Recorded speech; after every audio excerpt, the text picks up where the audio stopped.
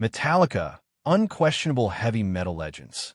More than 4 decades on stage, with more than 163 million albums sold worldwide. And more than that, they have set benchmarks for thrash. But here's the thing, not all bands have toured with them. Behind all these successful tours and performances lie stories of disappointment, rivalry, and bluntly, some bands were no match. So today we will count down the top 10 bands that Metallica refused to tour with, and why. From punk legends to glam giants, and even bitter enemies, some of these will leave you speechless. So let's move on. Number 10. Slipknot. Few bands have captured chaos, energy, and stage aggression as well as Slipknot.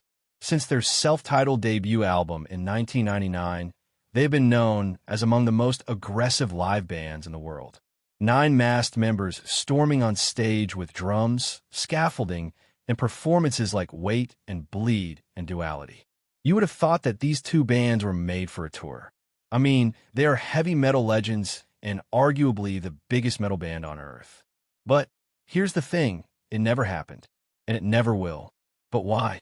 It goes down to energy and ego. First, let's talk about stage shows. Slipknot shows were pure pandemonium. Unpredictable and hellish. Just pyro effects, and no shortage of muscular guys with masks. The band members are all masked and wear jumpsuits. It's chaos, and it's meant that way. And then there's Metallica. Their shows were anything but orchestrated with perfection and precision. It's almost as if they wanted perfection. But these two could have met at crossroads. You see, Metallica wanted perfection and Slipknot wanted chaos. But there's something more. You see, Slipknot bands have young fan loyalty, and they love violence. Mosh pits and walls of death are but daily performances. And then there are Metallica fans, who are still young and still want metal. But they also want legacy metal. Anthems like Nothing Else Matters. And so, combining these two bands would have ended with more disaster. And then there's headliner pride, which should be considered. Both bands are headline-worthy, Slipknot and Metallica.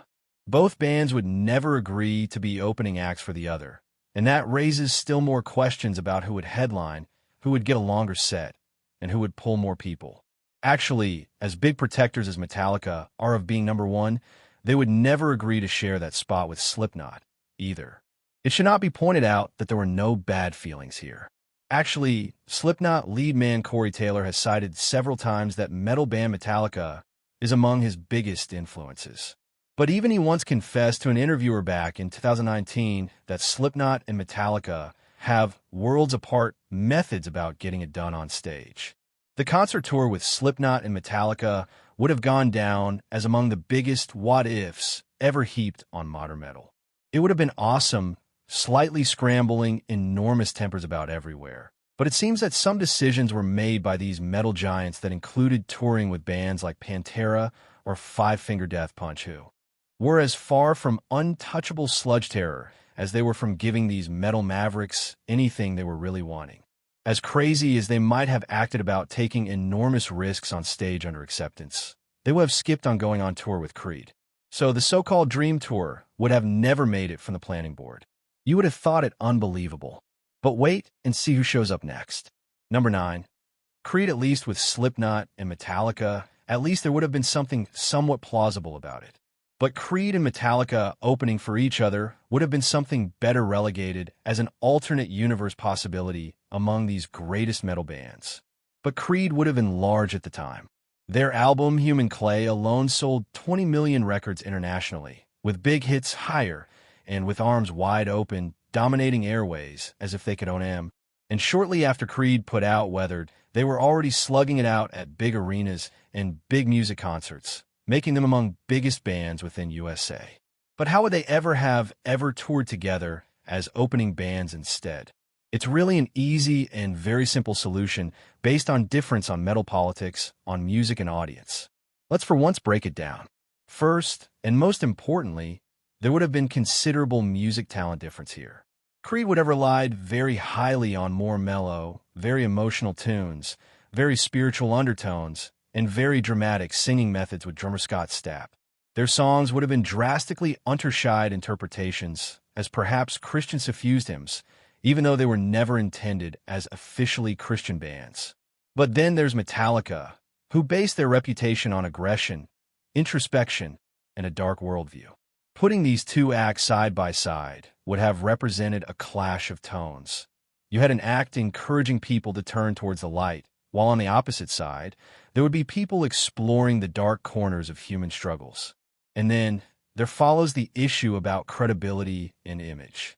When it reached the mid to late 90s, Metallica experimented with some changes and put out Load on 96 and Reload on 97. These ones were more lukewarm. So they cut hair and changed logos and even began drifting more towards alternative metal. But at that stage, Metallica landed itself into more problems about debating credibility and that the audience felt they were softening.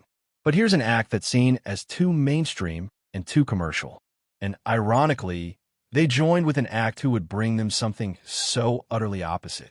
At some stage, Lars Ulrich himself talked ill about acts who compromised on their image for better airplay. From Metallica's perspective, Creed would have very well contained exactly what they were so against: the mainstream safe rock acts. But let's talk about Creed's audience. It consisted mostly of people who listened to stations they listened to. It's made up of people who were young and were more about casual rock music. But metalheads stick with metalheads. It would have made an entertaining act to see Creed audience members half-heartedly swaying with arms wide open before Metallica launched Battery on them. Not really. But Metallica settled with someone who would carry with them some heavy metal credibility. Corrosion of Conformity, perhaps, and Pantera. Creed would have failed miserably no matter with what measure they measured up. There would have been no outright feud. Weren't any labels made with insults. It would have been an act with perfect consciousness. Metallica would safeguard its image and maybe maintain itself from potentially headed towards what could have been potentially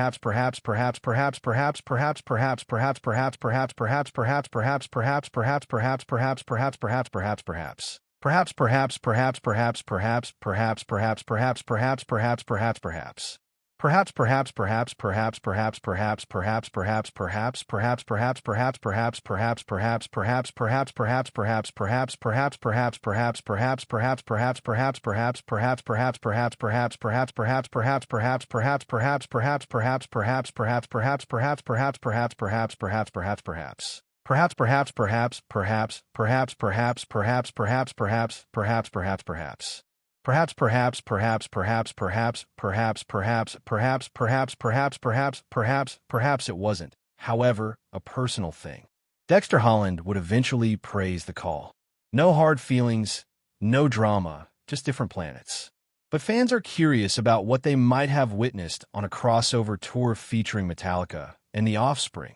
A generational link between thrash and punk, perhaps? A crowd half cheering and half moshing. Maybe? Either way, it would have been a cool what-if exercise from the heyday of alternative rock. Number 7. Limp Bizkit, love him or hate him, but you can't deny they were huge at their peak. Fronting with Fred Durst strutting about with his signature Yankees hat and jerseys, they were at the forefront of the exploding nu metal scene with bands like Korn, Linkin Park, and Slipknot. Break Stuff, Rollin', and Nookie were more than singles. These were battle cries for an entire generation of raging young people. So, here's the burning question. Why never a tour, let alone a gig, from Metallica, one of the biggest live acts on the planet?